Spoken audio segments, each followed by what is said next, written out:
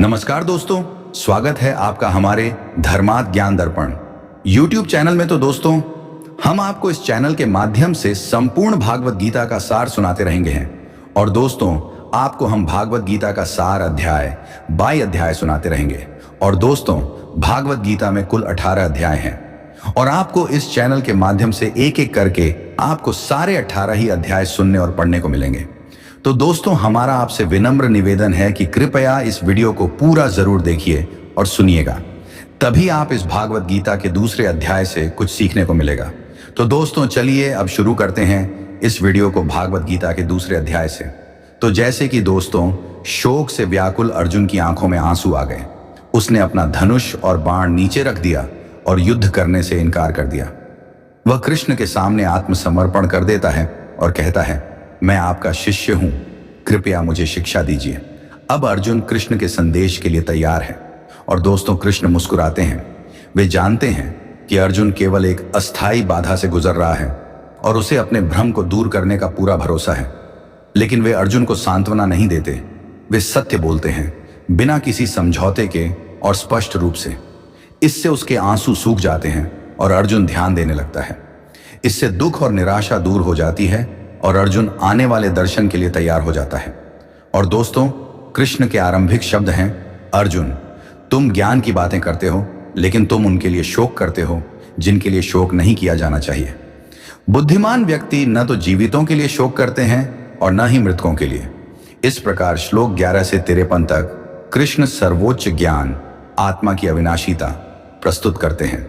और दोस्तों, आत्मा जो कि असली आप हैं, कभी नहीं मरती। यहां तक कि मन और बुद्धि भी नष्ट नहीं होती। मृत्यु के समय बस इतना होता है कि आप उस शरीर और वातावरण को छोड़ देते हैं जो अब आपकी जरूरतों को पूरा नहीं करता, और दूसरे शरीर और परिस्थितियों में चले जाते हैं जो आपकी इच्छाओं की पूर्ति के लिए ज्यादा उपयुक्त है। ठीक वैसे ही जैसे एक व्यक्ति फटे पुराने कपड़ों को छोड़कर नए कपड़े पहनता है। और दोस्तों, कृष्ण कहते हैं, ऐसा कभी नहीं था जब तुम और मैं अस्तित्व में नहीं थे, और न ही ऐसा कभी आएगा जब हम अस्तित्व में नहीं रहेंगे। हमारे आसपास की हर चीज बदलती रहती है। जो व्यक्ति इन उतार चढ़ावों से परेशान नहीं होता और सुख दुख में समान भाव से स्थिर रहता है, वह अमृतत्व के योग्य है। और दोस्तों, जन्म मरण के इस चक्र में कर्म करना तुम्हारा कर्तव्य है। क्षत्रिय के लिए धर्म से बढ़कर कोई पवित्र कार्य नहीं है। तुम सौभाग्यशाली हो कि तुम्हें ऐसा अवसर मिला है जिसमें दोनों ही जीते हैं। यदि तुम विजयी हुए तो तुम्हें विशाल राज्य मिलेगा, यदि तुम मर गए तो तुम्हें स्वर्ग मिलेगा। और दोस्तों, हम सभी जीवन के युद्ध में योद्धा हैं। हर किसी का कर्तव्य है कि वह अपना कर्तव्य निभाए। जो करना है वह बिना किसी आसक्ति के करें। आपका अधिकार केवल कर्म पर है, उसके फल पर नहीं। यदि आप इस प्रकार कर्म करेंगे तो आप जन्म मरण के दुख और बंधन से मुक्त हो जाएंगे। फिर ध्यान के माध्यम से आप मोह के बंधन से ऊपर उठकर ईश्वरत्व की स्थिति में पहुंच जाएंगे। और दोस्तों, श्लोक 54 में अर्जुन कृष्ण से पूछते हैं, पूर्ण पुरुष कौन है? ज्ञानोदय की अवस्था तक पहुंच चुके व्यक्ति की क्या विशेषताएं वो हैं? उसका आंतरिक स्वभाव क्या है और वह सीमितता की दुनिया के साथ कैसे व्यवहार करता है? कृष्ण अगले 18 श्लोकों में एक पूर्ण पुरुष की तस्वीर को चित्रित करने के लिए मास्टर स्ट्रोक के साथ उत्तर देते हैं। यह हर समय मानवता के लिए एक मार्गदर्शक के रूप में कार्य करता है। और दोस्तों, कृष्ण एक पूर्ण व्यक्ति को ऐसे व्यक्ति के रूप में परिभाषित करते हैं जिसने आत्मा द्वारा स्वयं में पूर्ण होने के परिणाम स्वरूप मन से सभी इच्छाओं को पूरी तरह से त्याग दिया है। यह इच्छा ही है जो आपकी शक्ति और ताकत को छीन लेती है। पूर्णता को पुनः प्राप्त करने के लिए आपको इच्छा को त्यागना होगा। हालांकि इच्छा को केवल इच्छा करके दूर नहीं किया जा सकता है। आप केवल एक उच्च इच्छा को अपना सकते हैं जो अधिक संतुष्टिदायक और पूर्ण हो। परिणाम स्वरूप निम्न आकर्षण और प्रलोभन अपने आप ही समाप्त हो जाते हैं। अपने जीवन में वापस जाएं। एक बच्चे के रूप में आप खिलौनों से मोहित थे। आज आपको खिलौनों की कोई इच्छा नहीं है। इच्छा कैसे समाप्त हो गई? क्या आपने कभी इसे छोड़ने का निर्णय लिया? नहीं, आप बस अधिक संतोषजनक चीजों की ओर बढ़ गए, जिसके परिणाम स्वरूप खिलौनों की इच्छा समाप्त हो गई। वही सिद्धांत अब काम करता है। एक आध्यात्मिक बच्चे के रूप में आप भौतिक और भौतिक खिलौनों से चिपके रहते हैं। भावनात्मक खुशियों की ओर बढ़ें और भौतिक व्यस्तताएं अब आप पर हावी नहीं होंगी। एक बौद्धिक आदर्श चुनें और यहां तक कि भावनात्मक लगाव भी अपना आकर्षण खो देंगे। आत्मा की ओर अंतिम छलांग लगाई और कुछ भी आपको रोक नहीं पाएगा। सभी इच्छाएं समाप्त हो जाती हैं। आप अपना अमर स्वरूप पुनः प्राप्त कर लेते हैं। और दोस्तों, जैसे ही आप इच्छाओं से ऊपर उठते हैं, इच्छा की वस्तुएं आपके पास आती हैं बिना मांगे। दुनिया को पाने का तरीका उच्च क्षेत्रों में चढ़ना है। आप निम्न को बिना किसी प्रयास के प्राप्त कर लेंगे। इस प्रकार आप सफल, खुश और अपनी दिव्य क्षमता तक बढ़ते हैं। और दोस्तों, कृष्ण इंद्रिय नियंत्रण के महत्व पर जोर देते हैं, जिसके लिए एक मजबूत और सतर्क बुद्धि की आवश्यकता होती है। फिर वे आत्म नियंत्रण का सूत्र देते हैं।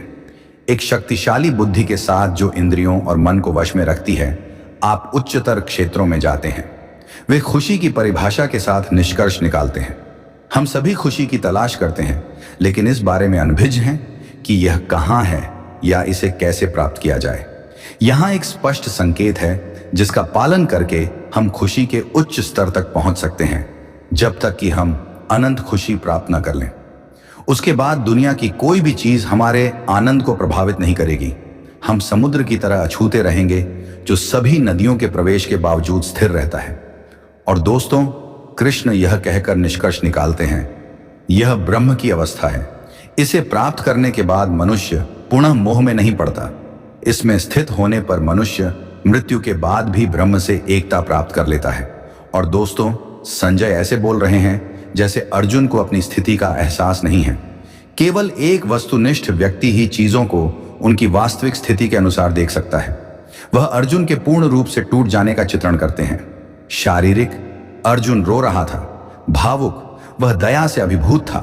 बौद्धिक, वह हताश था और आशा खो चुका था।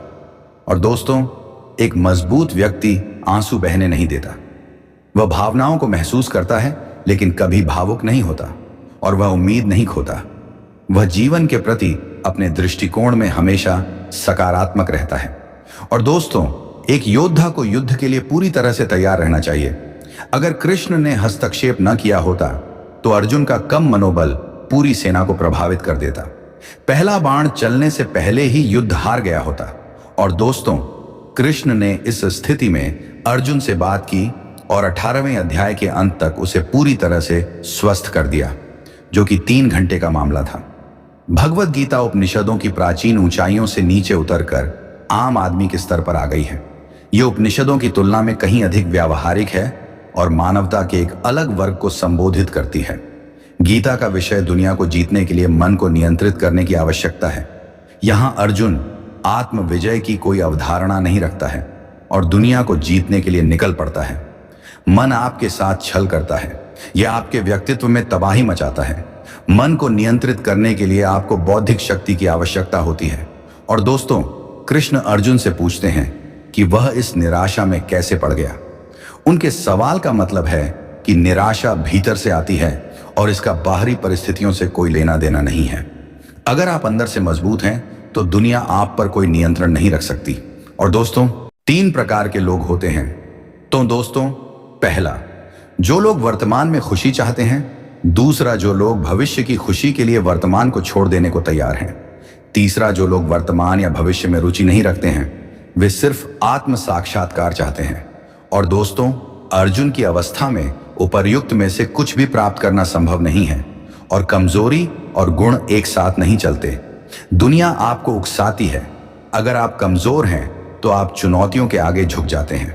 उनका सामना करो और वे पीछे हट जाएंगे। कृष्ण अर्जुन से कहते हैं कि वह अपनी कमजोरी को त्याग कर आगे बढ़े। यह अर्जुन का स्वभाव नहीं है।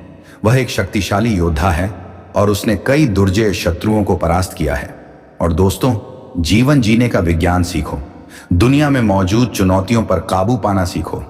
चुनौतियों के खत्म होने का इंतजार करना वैसा ही है जैसे समुद्र में नहाने से पहले लहरों के कम होने का इंतजार करना। स्वार्थ ही आपको कमजोर बनाता है।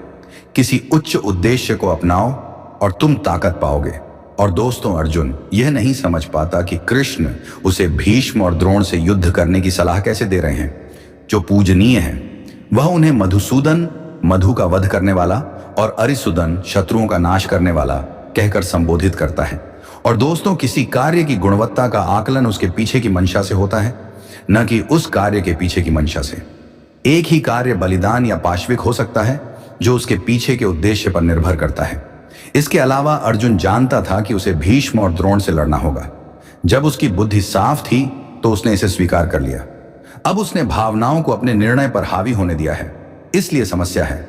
वास्तव में युद्ध शुरू होने से ठीक पहले युधिष्ठिर ने भीष्म और द्रोण से अपील की थी कि वे उनके पक्ष में आ जाएं या कम से कम तटस्थ रहें। उन्होंने कहा कि वे कौरवों के अधीन मात्र प्रजा हैं और उनके पास उनके लिए लड़ने के अलावा कोई विकल्प नहीं है। और दोस्तों, अर्जुन का मानना है कि उसकी समस्या किसी बाहरी कारण से उत्पन्न हुई है। अर्जुन की निष्क्रियता और भ्रम ही इसका कारण है। कृष्ण इस पर ध्यान देते हैं और उसे भीतर से सशक्त बनाते हैं। तब वह चुनौती का सामना करने और युद्ध जीतने में सक्षम होता है। जिस क्षण आप अपनी समस्या को किसी बाहरी चीज के कारण मानते हैं, आप उसका समाधान कभी नहीं पा सकेंगे। सच तो यह है कि कोई भी समस्या बाहर नहीं है, सभी समस्याएं आंतरिक हैं। इसलिए अपने भीतर देखें, अपनी बुद्धि को मजबूत करें, शक्तिशाली सकारात्मक मूल्यों के साथ खुद को सशक्त बनाएं। दुनिया आपको परेशान करना बंद कर देगी। और दोस्तों, यह श्लोक अर्जुन की उथल पुथल को दर्शाता है। वह निष्कर्ष निकालता है कि वह अपने आदरणीय अग्रजों भीष्म और द्रोण को मारने के बजाय भीख मांगकर जीवन यापन करना पसंद करेगा। और दोस्तों, यह राजसिक या मिथ्या त्याग है, जिसमें आप किसी चीज को उससे जुड़े दर्द के कारण त्याग देते हैं। जब पीड़ा दूर हो जाती है तो इच्छा वापस आ जाती है। अर्जुन को डर है कि भीष्म और द्रोण के खून से उसका आनंद खराब हो जाएगा।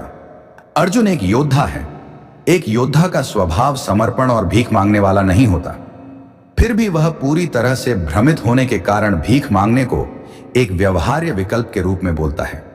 और दोस्तों, युद्ध शुरू होने से पहले युधिष्ठिर ने भीष्म और द्रोण से अपील की थी कि वे या तो पांडवों के खेमे में आ जाएं या तटस्थ रहें। उन दोनों ने कहा था कि उनके पास कौरवों के लिए लड़ने के अलावा कोई विकल्प नहीं है, क्योंकि वे उनकी प्रजा हैं और दुर्योधन के साथ रहना उनका कर्तव्य है। और दोस्तों, अब समय आ गया था कि अर्जुन एक राजकुमार और योद्धा के रूप में अपनी जिम्मेदारी निभाए और राज्य में धार्मिकता को बनाए रखे तथा व्यवस्था बहाल करे। एक नेता व्यक्तिगत संबंधों को धर्म के रास्ते में आने नहीं दे सकता। तो दोस्तों, आपको हमारी यह भागवत गीता के दूसरे अध्याय की वीडियो कैसी लगी, कमेंट करके जरूर बताएं। और दोस्तों, आपको हमारी यह भागवत गीता के दूसरे अध्याय की वीडियो अच्छी लगी हो तो प्लीज हमारी इस वीडियो को एक लाइक जरूर कर देना। और दोस्तों, आपने अभी तक हमारे इस चैनल को सब्सक्राइब नहीं किया हो तो प्लीज हमारे इस चैनल को सब्सक्राइब जरूर कर देना, क्योंकि आने वाली इसी तरह की भागवत गीता के संपूर्ण सार की वीडियो की नोटिफिकेशन आप तक सबसे पहले पहुंचे। तो दोस्तों, तब तक के लिए धन्यवाद। मिलते हैं इसी तरह की अगले भागवत गीता के अध्याय की वीडियो में।